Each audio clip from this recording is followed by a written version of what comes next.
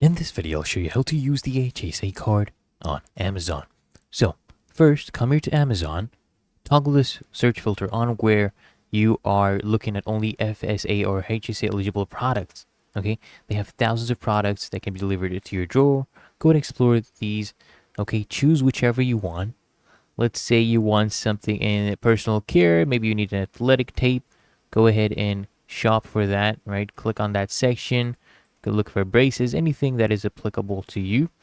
Let's say I want to add this to my cart. Just click on add to cart. There you go. Item has been added.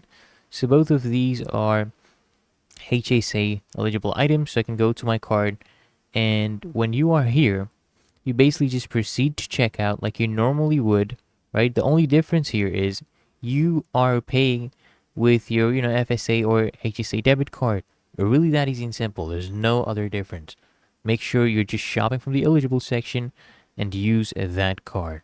So, I hope this guide provided value to you, and if it did, consider smashing that like button, as well as subscribing to Frequently Asked Questions, and I'll see you guys in the next one.